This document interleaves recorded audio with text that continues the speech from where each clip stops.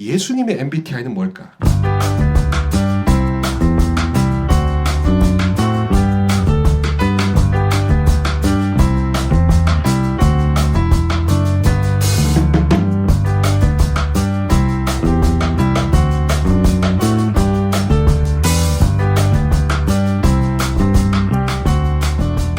성령 하느님은 어떤 성형외과보다 의사 선생님보다 더 뛰어난 영혼의 성형외과 과장이라고 저는 생각됩니다.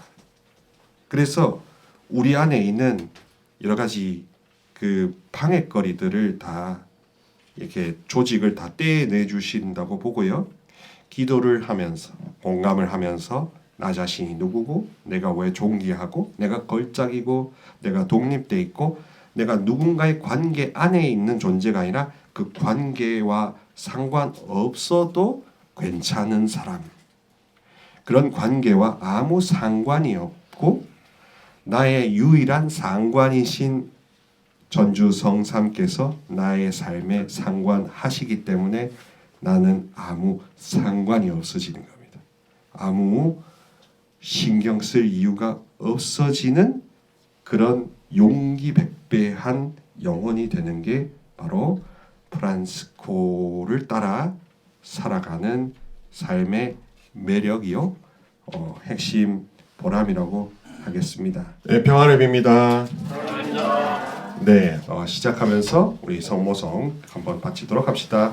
성부와 성자와 성령의 이름으로 아멘. 은총이 가득하신 마리아님 기뻐하소서. 주님께서 함께 계시니 여인 중에 복되시며 태중의 아들 예수님 또한 복되시나이다. 주님의 성모 마리아님 이제와 저희 죽을 때 저희 죄인을 위하여 비로소서. 아멘. 천사들의 성모 마리아 저희를 위하여 비로소서. 성 프란치스코와 성녀 클라라 저희를 위하여 비로소서. 한국의 모든 순교 성인 성녀들 저희를 위하여 비로소서. 성부와 성자와 성령의 이름으로 아멘. 오늘의 목표가 되어 있습니다. 그래서 영성 생활의 필요성을 느껴보기라고 하고 성 프란시스코를 통해 영성 생활의 본보기를 발견하기라고 되어 있습니다.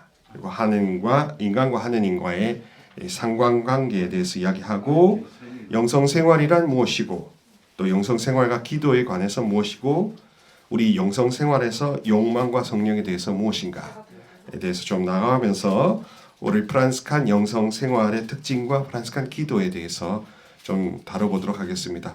이 폭이 좀 되게 넓고 광범위하고 이거 다 어떻게 소화할 수 있을까라는 의문부터 드실 수 있습니다. 인간과 하느님에 대해서 이야기하고 있습니다. 4페이지 보시면 왼쪽에 밀레의 만종 그림과 오른쪽에는 소녀가 기도하는 게 있습니다. 밀레의 만종은 저녁 기도의 모습이죠. 농사를 짓던 부부가 저 멀리 성당에서 울려 퍼지는 저녁 삼종 소리를 듣고 하던 일을 멈추고 기도하는 모습을 그린 겁니다.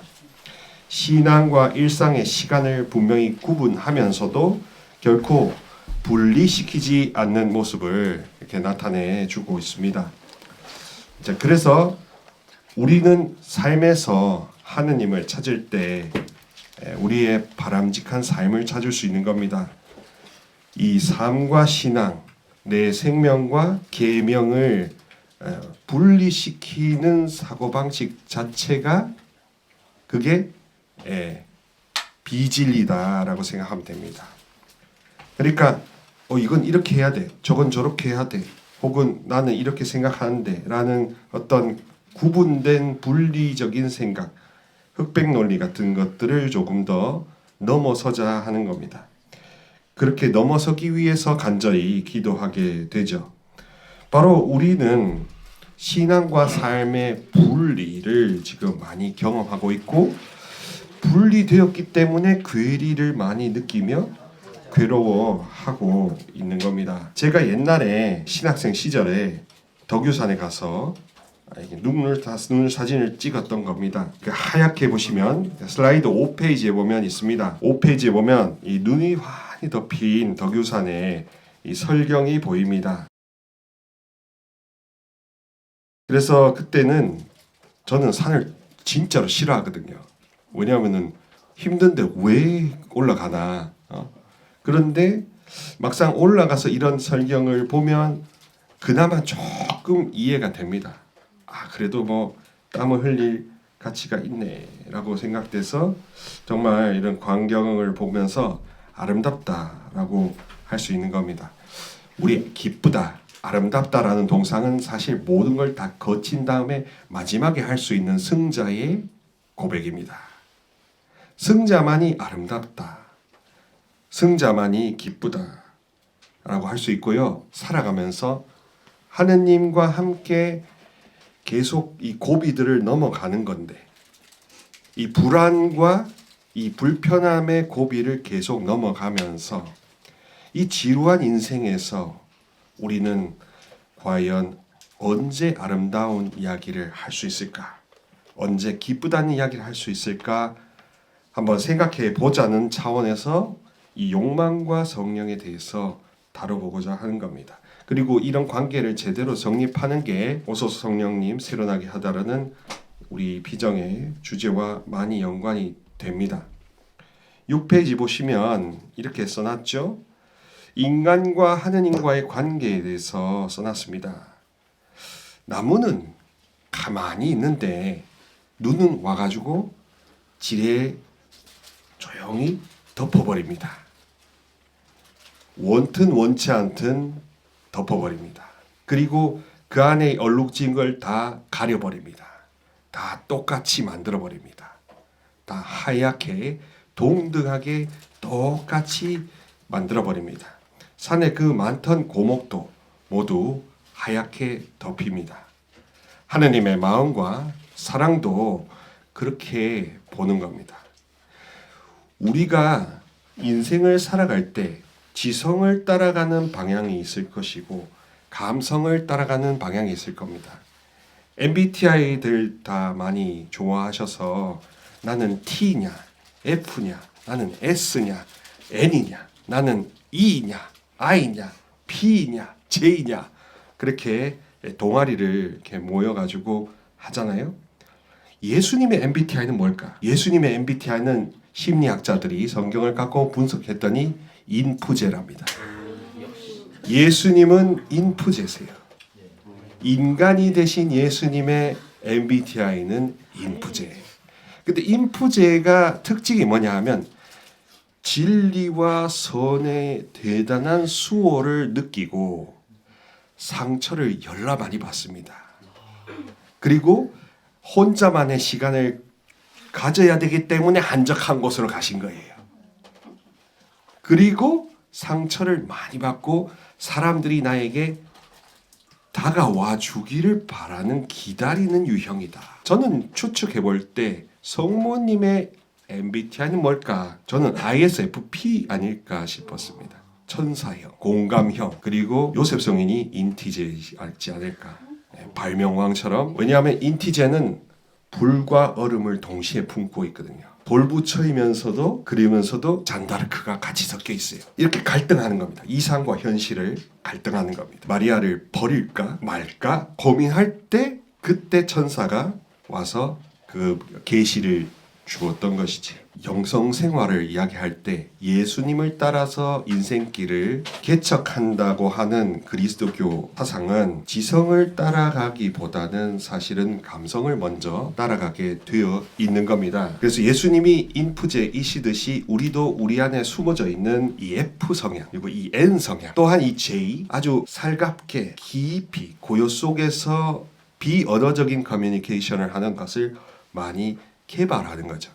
그래서 내 안에 감추어진 보물을 다시 발견하는 그것이 바로 새로남이라고 합니다. 그렇게 새로나기 위해서 우리는 많은 성사들과 전례와 이런 비정들을 하는 거죠.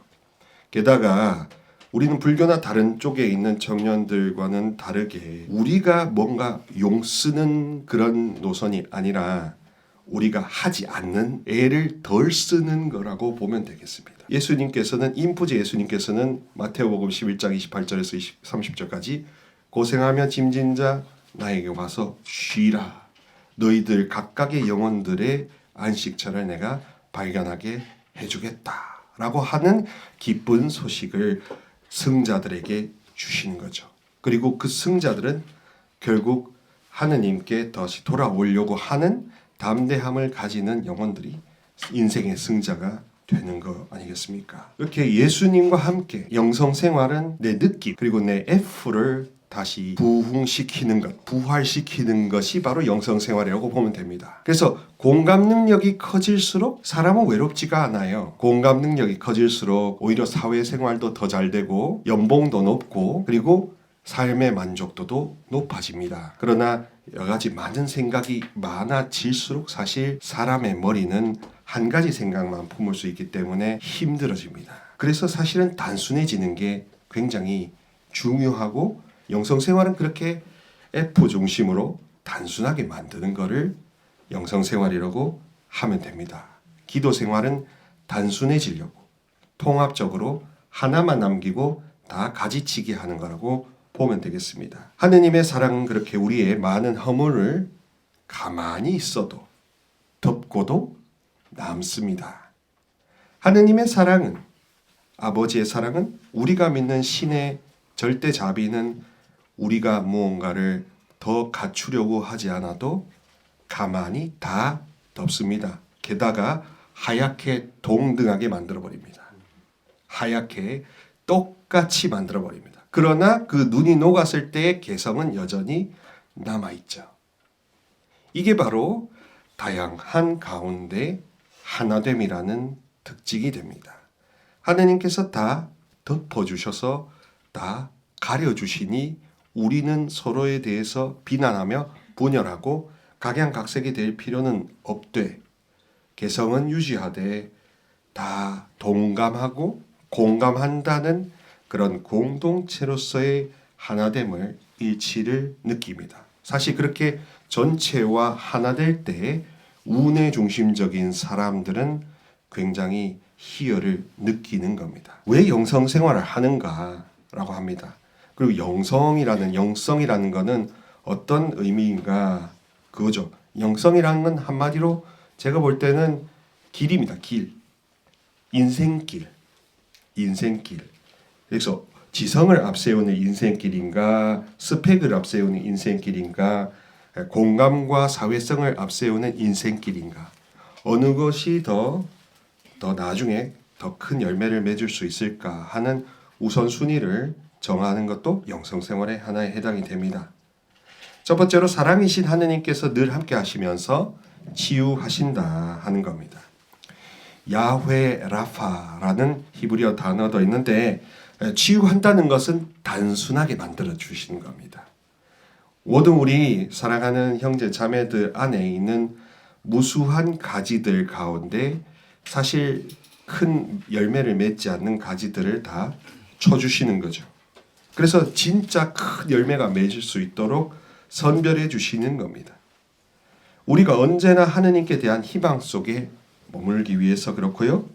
인간이 신에 대해서 믿을 수가 없는 존재인데 이렇게 서로 기브 앤 테이크로 주고받고 서로 공감을 받고 공감해 드리려고 하는 이런 연대가 일어남으로써 그 믿음이라고 키워나갈 수가 있지요.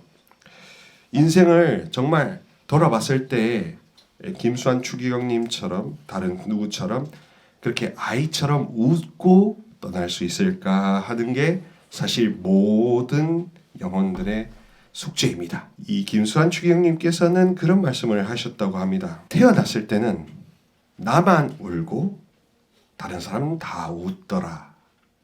근데 그 사람이 행복한 삶을 살면 나만 웃고 다른 사람은 다 운다면 나는 아름다운 인생을 살았다 할 수 있다고 하셨습니다. 그러니 사실 여러 가지 세상의 기준들을 갖고 많이 이렇게 성공하고 승진하고 진취적으로 나가는 것도 좋은 것도 맞지만 궁극적으로는 우리가 말미에 끝에 가서 홀로 미소 지을 수 있는 승자인가 하느님의 나라에 들어갈 수 있고 이 지상에서도 당당하게 담대하게 살 수 있는 우리는 성자인가 하는 것을 새겨보라는 겁니다. 하나님이 얼마나 우리를 새롭게 하고 싶은지를 새겨보는 거죠. 예수 그리스도를 통하여 성령의 능력 안에서 하느님과 자기 자신, 이웃들, 그리고 세상에 대하여 자기 초월적인 사랑으로 개방되는 한 사람 또는 어느 단체의 믿음이 지닌 살아있는 표현이라고 되어 있습니다. 굉장히 복잡하고 추상적인 단어들이 결합이 되어 있어서 딱딱하게 느껴질 수밖에 없는 게 한계이긴 한데, 여기서 중요한 건 성령의 능력 안에서 개방되고 살아있는 표현, 고백이라는 게 중요한 겁니다. 그래서 성령의 인도를 받아서 하느님의 품성, 예수님의 품성을 닮아서 나도 인프제와 비스무리해지는 게 그 영성생활이라고 하면 되겠습니다. 각자 다 F와 모든 기능들 8가지 컬러를 다 갖고 있는 팔색조 미스터 코리아, 미스 코리아인 것입니다. 근데 우리가 그것을 우리 안 써버릇했기 때문에 그래서 우리가 힘들어 했던 거죠. 그분의 가르침, 사상, 가치관, 신념을 우리 것으로 삼는 게 바로 이 영성생활이라고 할 수 있습니다. 영성생활은 그러면 어떻게 할 수 있는가? 바로 성령 하느님께서 인도하시기를 적극적으로 구하는 것입니다. 성령께서는 치유하시고 용서하시고 희망을 북돋아 주시며 한없이 따스한 사랑을 불어넣어 주십니다. 그래서 우리가 눈을 이렇게 잘 안 쓰고 있었던 그 F가 되살아나면서 고요하면서도 따스하고 뭔가 나를 사로잡는 듯한 그 어떤 사람들이 줄 수 없었던 아주 오묘한 평화를 느낄 수 있게 도와주십니다. 그래서 우리가 활력이 있고요. 그리고 전혀 지치지 않고 오히려 더 힘이 날 수 있도록 해주세요. 이전과는 다르게 살 수 있도록 변화시켜 주세요. 그리고 희망을 구하게 하십니다. 상처와 아픔, 그리고 우리 형제 자매 여러분들이 각각에 갖고 있었던 과거에서 헤어나오게 해줍니다. 과거에 있었던 사람은 아직 치유가 아직 덜 됐다고 하잖아요. 그리고 미래에 대한 불안을 여전히 갖고 있는 사람도 아직 완전히 치유되지 않았다고 봅니다.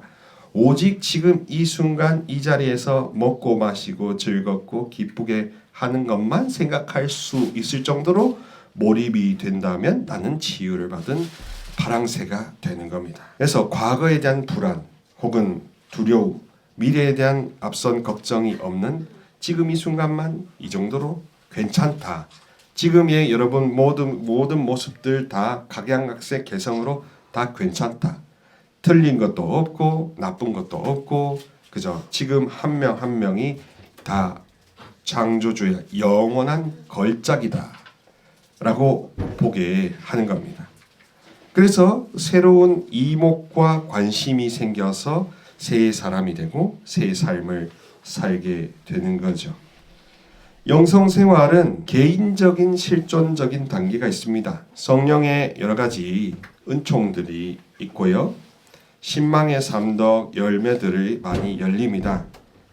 그리고 우리가 경험하게 되면 그게 점점 확장돼서 단체로 스며들고 그래서 하나의 전통이 된 게 바로 지금 여러분들이 하고 있는 이 프란치스칸 영성이라는 전통이 됩니다. 또 이것에 대해서 좀 더 전문적으로 연구하는 게 바로 성령론, 그리스도론, 삼위일체론 등의 전문적인 연구가 되겠습니다. 그럼 왜 기도해야 되는데? 이런 게 좀 생각을 해보면 일단은 우리 입장에서는 하느님의 이 사랑의 능력인 이 성령께서 우리를 해방시켜 주시지 않으면 아무리 우리가 노력을 해도 마치 그 올무에 갇혀서 이 족쇄를 찾는 족갑을 찾는 것 같이 갑갑하다 이겁니다. 이 갑갑함은 정신과나 심리상담사나 여러 가지 타로다 뭐 어떤 이 동호회로 해결될 수 있는 수준을 사실 많이 넘어서요.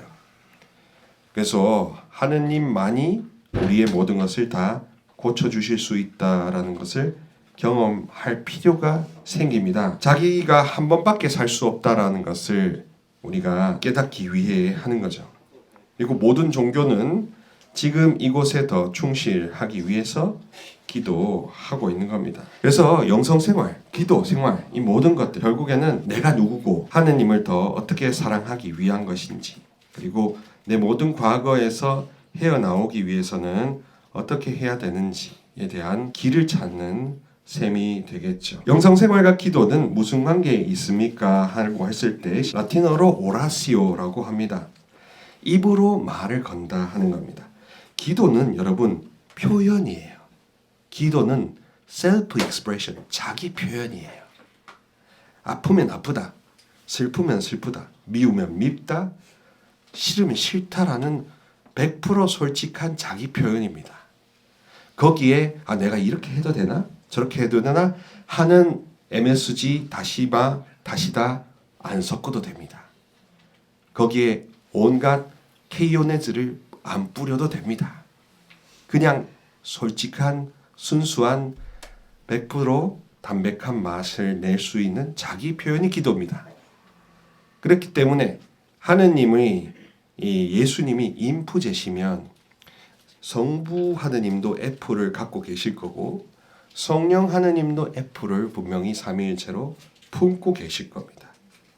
그리고 이 자비라는 것은 굉장히 모성적인 특성이 강해요. 자비를 호르몬으로 치면 에스트로겐일 거예요. 자비가 이렇게 그랬어. 이렇게 동감해주지. 너 왜 그러니? 너 그럴 수가 있어? 하고 이렇게 분열과 지시를 내리지는 잘 않거든요. 진짜 순수한 자비는 하느님으로부터 오는 성부 하느님으로부터 오는 자비는 공감을 굉장히 원합니다. 그래서 여러분들을 공감해 주심으로써 당신께서 100% 공감해 주기를 바라신다는 이 쌍방의 계약인 것입니다. 한자로서는 이 입으로 표현을 함으로써 내 감정에 되게 충실하고요. 지금 이 순간의 감정, 이때까지 느껴왔던 감정에 굉장히 충실해진 겁니다. 본능에 굉장히 충실해진 겁니다. 이 사회, 너 몇 살이야? 이런 거 다 필요 없습니다. 이런 거 다 필요 없습니다. 너 몇 살이야? 너 어느 집이야? 너 그런 사회적인 이 직장 상사와 함께하는 그런 통념들이 기도에 하나도 들어갈 필요가 없습니다. 오히려 그게 사라지기를 기도해야 합니다. 신명에게 빈다 하면서 인간 이상의 존재에게 의지적으로 표현하는 게 기도 영성생활인 겁니다. 그래서 어떻게 뭐가 좋은 건데? 그래서 내가 마사지를 받는 거죠. 내 저 깊은 심령까지, 무의식 세계까지 마사지를 받는 겁니다.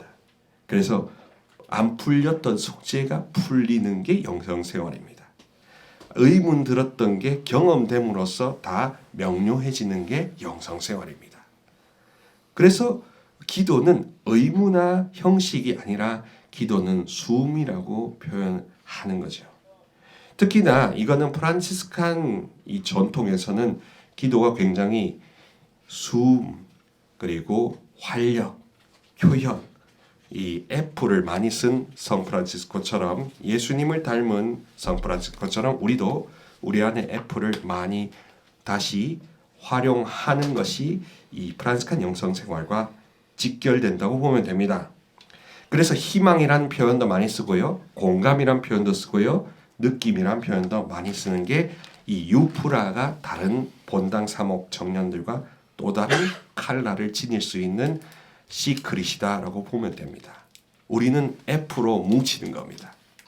F를 중심으로 해서 NF이신 주님을 더 가까이 가서 그래서 서로 feel and heal을 원하는 겁니다. Teaching and learning의 교회에 익숙해 있고 한국 사회에서의 Teaching and learning의 베이스에 너무 익숙해져서 지치고 힘들고 넉다운돼 있다면 이 프란시스코의 이 후예들인 우리가 feeling and healing으로 나아갈 때 우리는 이단 사이비로도 빠지지도 않고 온갖 사이비한테 단 1도 눈길을 주지 않을 정도로 헛헛함이 없고 오직 예수 그리스도와 오직 성경과 오직 성체와 오직 가톨릭적인 것 안에서만 눈을 둠으로써 F를 적극적으로 개발할 수가 있죠. 그래서 F가 개발될수록 우리의 할 일들이 늘어난다는 겁니다. 할 수 있는 비전 꿈들을 더 크게 느끼는 겁니다. 그래서 희망을 잃지 않는 게 영성생활이고, 감각을 더 일깨우고 더 깨어나는 내가 누구이고 나는 왜 살고 하는 그런 뉴에이지의 명상 젠도 이미 가톨릭 영성생활 안에 이미 있는 것을 모방했다고 봐도 되는 겁니다. 그렇게 기도가 뭔가 겉핥기나 복잡한 것이 아니라 수음이 되고 나 자신이 되고 나 자신의 느낌을 활용해서 이 모든 이 피조물과 이 창조주와 이 모든 게 다 일체감을 느끼고 다 통합될 때 지성 따로 감성 따로 의지 따로 자유 따로 따로의 뭐 일식사찬이 아니라 함께하는 완전한 샌드위치가 되겠죠. 기도에 대해서는 이렇게 말합니다. 성 요한 다마시에노 성인이 말한 건 어떻게 돼 있죠? 하느님께 영혼을 올리는 것이라고 되어 있습니다. 성 예로니모와 성 아우구스티노는 대화라고 되어 있습니다. 니사의 그레고리오는 하느님과의 친밀함이라고 되어 있습니다. 이 세 성인들, 교부들을 다 보시면 다 F를 굉장히 활용하는 표현들인 겁니다. 그러니까 기도는 기도함으로써 배운다라는 표현으로 씁니다. 기도는 여러 책들이나 어디 가서 배우는 게 아니라 기도는 바로 내 느낌을 일깨우려고 하는 마음을 먹었을 때, 결심을 했을 때 그때부터가 기도가 되는 겁니다. 그러면서 기도가 되기 때문에 기도를 하고 싶어 하게 되는 거죠. 기도에 대한 온갖 부담감이 제거된 다음에서야 비로소 우리는 기도하기 조금은 좋아하기 시작하는 겁니다. 그리고 기도가 되면 될수록 나는 누군가의 딸내미, 누군가의 동생, 누군가의 오빠라는 이런 관계주의적인 한국 사회의 릴레이션십에 의한 정이 되는 나가 아니라 나는 독립감과 자존감을 가지는 자녀라는 걸작이라는 느낌이 훨씬 더 샘솟을 수가 있는 거죠. 그게 바로 치유의 영원한 백신이 되는 겁니다. 누군가에 의존되지도 않고 내가 누군가에 의존할 필요도 없는 나는 독립감을 가진 나는 자녀고 아들이고 딸이고 나는 걸작이다. 이단 사이비에 빠지는 친구들에게 있어서 공통적인 종교 중독의 특징은 허전해서 혹은 영적인 갈증이 있어서 그래서 재밌는 게 어떤 거냐 하면 거기에 빠지는 친구들의 특징이 처음에는 아시다시피 모략이라고 해가지고 둘러싸죠. 우연을 가장해서 간쓸게 다 빼줄 것처럼 다 이렇게 좀 따스하게 다가갑니다. 그럼 거기다 녹죠. 방어막이 녹습니다. 그리고 점점 교리나 성경을 이렇게 주입해서 나중에 어떻게 됩니까? 그들의 간섭을 다 빼가죠. 그게 어떤 차원에 보면 정통교회 안에서 가톨릭 교회든 개신교 안에서 정통교회 안에 원래 있었던 그 따스함이 너무 사장되다 보니까 옆에 지나가던 하이에나들이 다 낚아챈 거라고 생각이 됩니다. 그러니 다시금 이 성 프란시스코처럼 가장 FM대로 예수님을 가장 FM대로 다루고 성령 하느님을 가장 순수하게 받아 모시는 그 성 프란시스코의 모습처럼 F, 느낌, 감각 그리고 하느님이 함께 하신다는 그 영적인 감각을 회복시키는 것이 바로 앞으로의 여러분들의 불확실한 미래를 받아들일 수 있는 굉장한 무기가 된다고 보면 되겠습니다. 나에게 있어서 지금 이 순간 here and now로 느껴지는 그 느낌이 무엇이고 그래서 나는 그 느낌에 충실해 본 적이 있나 혹은 생각에 이런 생각 저런 생각에 빼앗겨서 잠시라도 몰입되거나 고요해 본 적이 없다면 그런 체험을 한번 원해 보시면 분명히 이루어질 수 있으리라 믿습니다. 예수님의 MBTI는 인프제, 성모님은 ISFP일 거고 요셉 성인은 INTJ 이런 식으로 내향적이면서도 굉장히 직관적이고 중간에 뭐 생각하는 게 없어요. 바로 직통하고 그리고 무엇보다도 정보나 관계의 이 톨게이트는 F다. T는 그 다음에 많이 쓰셨다.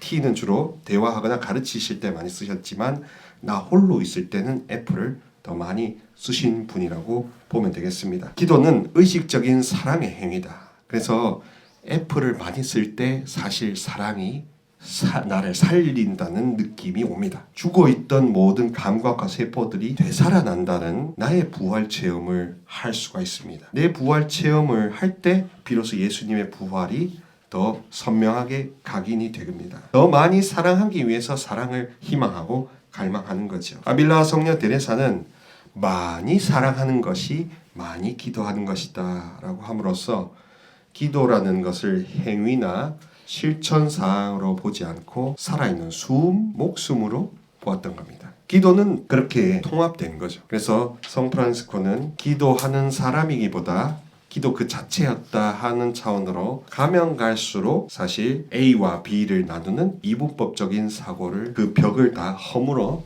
버린 셈입니다. 그리고 좀 더 느낌 중심적으로 많이 했죠. 그리고 용서받았다는 체험 때문에 눈병까지 날 정도로 울음을 멈추지 않았던 성 프란치스코였기 때문에 그만큼 다른 어떤 정년회나 다른 어떤 영성보다 이 프란스칸들은 이 공감하거나 이 느낌을 더 많이 강조하는 정감적인 노선이라고 보면 되겠습니다. 언어적인 기도는 발설 기도라고 해요. 그래서 내면에서 말을 만들어냅니다.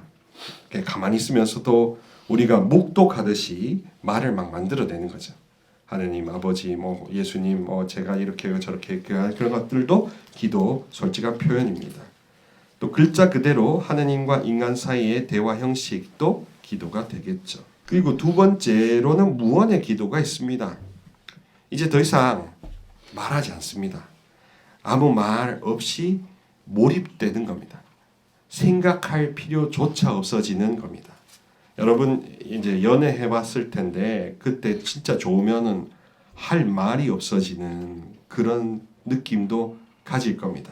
그냥 마냥 미소 짓게 만드는 그런 경우 우리가 완전히 홀릭이라고 하죠. 빠져들다고 하죠. 이렇게 몰입하게 되는 것도 기도라고 보면 되겠습니다. 감동을 받아야 기도가 되는 겁니다. 카타르시스도 어떤 드라마나 어떤 작품, 영화를 봤을 때 카타르시스, 막 전율을 느끼고 할 때 하고 감동을 하고 뭔가 말을 뱉어낼 수 있고 표현할 수 있잖아요. 같은 논리로 하느님은 맛봐야 된다, 경험해야 된다, 느껴봐야 된다. 이 F를 되살려 봐야 하느님 신앙생활을 알 수 있다라고 이야기하는 거죠. 성체성사가 결국에는 유언과 무언의 적절한 조합이 되는 겁니다. 이 축성하고요 하는 그 유언의 기도가 있고 모시고 하나 되고 느끼고 몰입하는 그 무언의 기도가 섞여 있습니다. 그래서 하나 됩니다. 그리고 팔을 벌린다는 것은 기도에서 찬미하고 높인다는 뜻이 되고요. 무릎을 꿇는다는 것은 내가 아무것도 할 수 없다라는 겸손이 될 것이고요. 바짝 엎드린다는 표현은 순종하겠다라는 거고 선다는 것은 계신다는 것을 들고 미어캣처럼 이렇게 의식한다는 겁니다. 앉는다는 것은 가만히 듣겠다, 집중하겠다라는 뜻이 되고요. 주님께서는 만물을 살아 숨쉬게 하신다라는 그 경신의 자세를 두고 기도가 이제 더 이상 내 만족이나 내 문제로 쏠리지 않게 해줍니다. 중요한 건 이 감정적인 반응을 통해서 결과적으로 눈과 귀가 달라지는 겁니다. 자신의 한계가 뚜렷하게 보이고 이제 내 힘으로는 이제 할 수 없다라는 거죠. 동양의 사상들에서는 욕망이 4대 욕망이 있습니다. 식욕, 성욕, 수면욕, 명예욕이 있습니다. 인간은 누구나 지고 있고 그래서 이 동양 사상 신이 존재한다는 이야기를 하지 않는 경우에는 내가 내 셀프 컨트롤에 굉장히 집중합니다. 그런 것에 의해서 고통이 나타나고 이 고통을 없애려고 노력한다고 해서 해탈, 이런 수양, 템플 스테이트 같은 것들이 나타나죠. 서양에서는 이 살덩어리, 욕심을 처음에는 굉장히 저평가했습니다. 그래서 그 육이 사탄 악마와 결부되어 있다 함으로써 변태하고 막 자기 자신을 채찍질하고 이런 식이 거룩함이라고 생각했던 것이죠. 그러나 현대에 와서는 이 모든 게 다 귀하다, 존귀하다, 걸작이다라는 표현을 씀으로써 이제 어느 것에도 구분을 두지 않으려고 하는 겁니다. 서양에서는 우리 그리스도교에서는 성령 하느님이 다 함께 만드시고 회복시키시고 하느님과 결합시켜 주십니다. 하느님과 결합시켜 주시면 어떻게 달라지느냐 아세요? 이제 아무 상관이 없어집니다. 사람들은 종교에서 문제가 사라지기를 원해요. 내 문제 해결되기를 바랍니다. 내 질병 해결돼서 사라지기를 바랍니다. 그러나 한계가 뭐냐면 그게 지나간다 하더라도 또 오게 돼 있다 하는 게 한계입니다. 그래서 아무 문제가 없는 게 아니라 예수 그리스도를 믿는 이 크리스천들은 붙들어주는 손길이 있다. 나를 걸작이요 자녀요 나를 믿어주고 영원히 내 편이 되는 주님이 있다 하는 게 진리가 됩니다. 그러면 인생의 방향이 어떻게 되냐면 이제는 아무 문제가 없는 게 아니라 아무 상관이 없다는 겁니다. 왜? 나를 지지해주는 분이 내가 인생을 포기하려고 할 때 나를 도로 사로잡으시니까. 사로잡으시면 이제 아무 상관이 없어질 수 있습니다. 곧 용기를 잃지 않을 수 있다 하는 게 되겠습니다. 그리스도교 영성생활, 기도의 목적은 자유입니다. 자유라고 하는 이 그리스어 신약 성경에 나타나는 엘레우테리아라는 표현은 무엇으로부터 자유라는 차원도 있고요. 그리고 어디로 가야 할지에 대한 이 미래의 꿈도 포함이 되어 있습니다. 1차적인 자유는 가벼워지는 겁니다. 부담이 사라지는 겁니다. 고민이 사라지는 겁니다. 문제가 해결되는 것을 1차적인 자유라고 하고 이거는 불교나 다른 종교에서도 얼마든지 다룰 수 있고 젠, 명상, 단학 등 뭐 여러 가지 이런 모든 것들에서도 사실은 이런 소극적 자유를 기본적으로 아이템으로 다 깔고 있는 겁니다. 괴롭고 외로운 사람들이 많이 그쪽에 가게 되는 것이고 이 사이비 이단들도 이것을 알고 있기 때문에 그런 영혼들을 구제해 줄 거를 전제로 미끼를 많이 던지는 거죠. 우리가 본성이 갖고 있고 우리가 욕구와 자아 실현을 하고 싶은 것이 있기 때문에 날개를 펼치고 싶은데 여건이 안 따라주고 능력이 안 되고 경제적으로 받쳐주지 않고 뭐 이런 관계가 얽히고 설키는 등등 해서 되게 복잡해지기 때문이 그렇습니다. 그래서 인간의 속박으로부터 벗어날 수 있는 권리를 다시 되찾고 싶은 마음이 자유의 한 일면입니다. 그러나 그것만으로 그친다면 너무나 허망할 수밖에 없는 게 왜냐하면 그게 이루어질 수도 있고 안 이루어질 수도 있거든요. 꿈이 이루어질 수도 있고 안 이루어질 수도 있고 내가 해방될 수도 있고 안 해방될 수도 있고 너무나 변수가 다양한 게 이 두 발을 딛고 쌀밥 먹는 라면 먹는 이 지상생활 아니겠습니까? 예수 그리스도를 믿는 그리스도교 영성생활, 기도생활의 핵심은 붙잡히는 것에 있습니다. 포로가 되는 게 핵심이다. 인생을 포기하려고 하는 것이 아니라 예수님의 포로가 되는 것. 나는 완전히 사로잡혀서 이제 투신하고 목적을 향해 달려갈 수 있는 담대한 용기가 포기하지 않는 힘을 받는 게 목적이라고 되겠습니다. 그래서 전인적인 치유라는 표현이 바로 이 적극적인 자유와 연관이 됩니다. 이제 눈과 귀가 열리고 공감 능력이 더 커지고 가만히 있어도 저 사람 한 사람의 상태를 느낄 수 있습니다. 직감적으로. 저 부장님은 저 언니는 이렇게 하는 그런 것들로 열릴 수가 있습니다. 그런데 그게 내가 뭐 이상한 영에 들렸나? 내가 혹시 뭐 신내림 받았나? 하는 생각을 하게 되는데 원래 인간은 하느님이 그렇게 높은 단계로 지어 놓으셨다라는 것을 믿고 불안하거나 두려우면 이렇게 기도하면 됩니다. 예수 그리스도의 오상의 피는 나를 깨끗게 해달라. 예수님의 피는 나를 깨끗하게 해달라.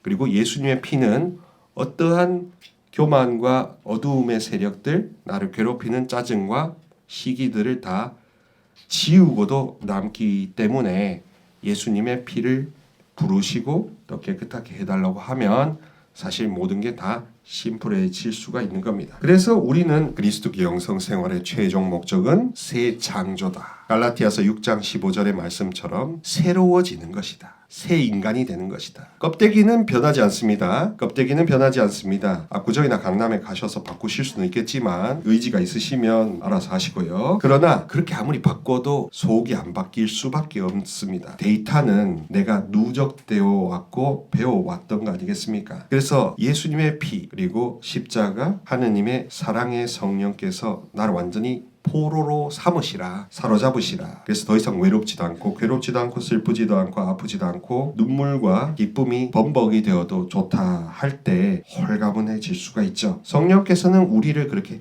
홀가분하게 만들려고 우리를 사로잡으시려고 그렇게 부르짖고 계세요. 성령님은 뜨거운 F세요. 죽어있는 의기소침해 있는 영혼들에게 불과 빛과 삶의 활력을 집어넣어 주려고 하시는 분입니다. 그래서 과거와 다르게 내 인생길이 바뀌는 겁니다. 눈과 귀가 달라지고 사람들과의 관계를 평가하는 잣대도 달라지고 무엇보다도 공감 능력과 직감할 수 있는 게 더 커질 수 있다면 그러면 굳이 이 갈등이나 말싸움을 피해 갈 수 있어요.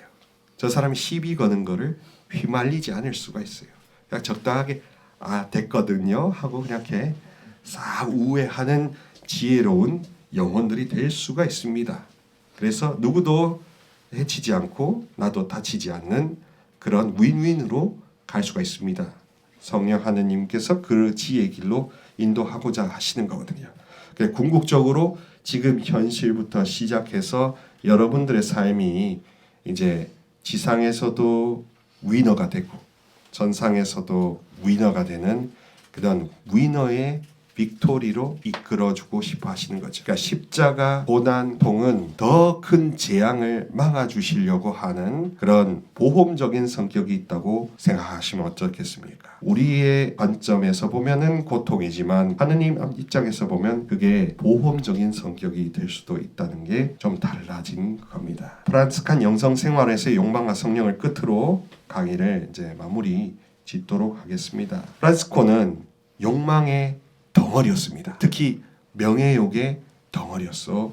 그리고 인싸가 되고 싶어 했습니다. 인싸가 되고 싶어서 잔치, 페스타, 클럽을 엄청나게 다녔던 겁니다. 그런데 기사라는 한마디로 승진 시험, 삼성이나 어디 가려고 하는 시험을 막 열심히 준비하다가 꼬라박은 거죠. 그래서 포로 생활도 한 거. 그리고 장미가시를 막 그 다음에 뒹굴고 당나귀 형제라고 자기 몸뚱아리를 하는 게 욕망이 컸다. 심지어는 성욕에도 에로틱한 거에도 굉장히 진실했다. 순수했다 하는 겁니다. 영성생활을 에로스와 분리시키려는 것은 옛날 방식입니다. 지금 이 21세기에서는 에로틱한 것과 거룩한 것은 하나입니다. 그리고 그 증거가 바로 아가서에 나타나는 성경 말씀들입니다. 나의 신랑이여 신부여 어서 오시오 하고 이렇게 굉장히 연애하듯이 표현하는 게 성경에 그대로 실려 있습니다. 그래서 이제 더 이상 에로틱한 것과 거룩한 것을 구분 짓는 것이 거룩함의 표준이다 할 수 없습니다. 무엇을 지향하느냐 누구랑 사귀느냐 하는 것이 더 중요한 거죠. 누구한테 그 에로스를 쏟아붓느냐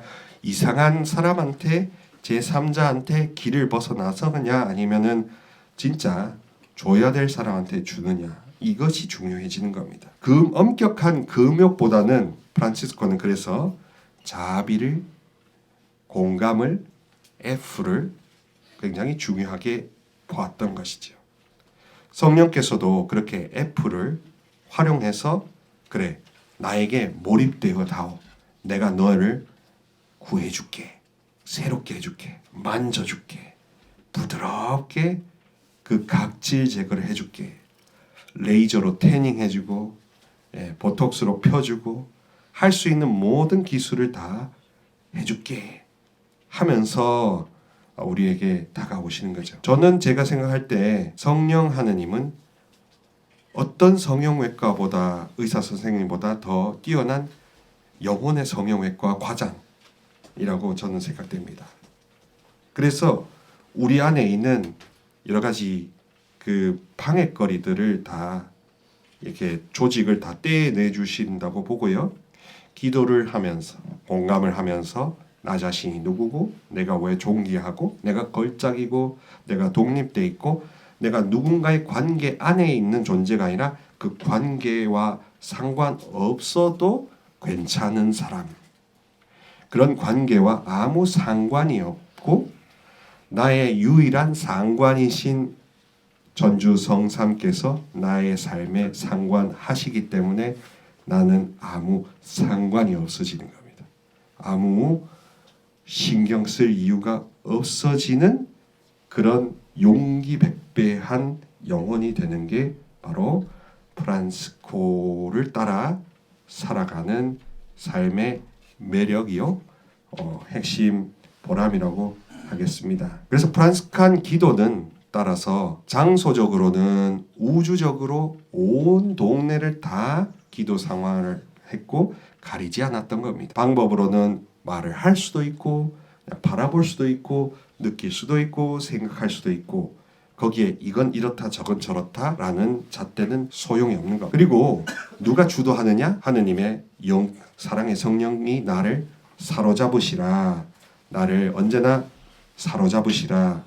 내 모든 어두움들, 슬픔들 나만 알 수밖에 없는 것. 우리 부모님과 우리 가장 친한 사람들한테도 털어놓을 수 없는 것을 그분은 아시기 때문에 우리가 환대하는 거죠. 그래서 이기심을 내가 셀프 컨트롤하고 욕망을 내가 컨트롤하는 게 아니라 그냥 제치는 겁니다. 다이어트의 최고 비결은 안 먹는 게 아니에요. 다이어트의 최고 비결은 기도하는 거랍니다. 여러분 다이어트 하시려면 기도하세요. 왜? 하느님께서 사로잡으시면 이 포만 중추를 사로잡으셔서 그래서 식욕 이 중추와 성욕 중추가 이렇게 하나로 붙어 있기 때문에 엄청난 사랑을 받으면 렙틴이라는 이 식욕을 이렇게 제어하는 호르몬이 이렇게 많이 나타나면서 그저 별로 먹지 않아도 배부른 상태. 누군가 요리를 해주거나 누군가를 함께 뜨겁게 사랑했을 때 먹지 않아도 괜찮은 그런 상태에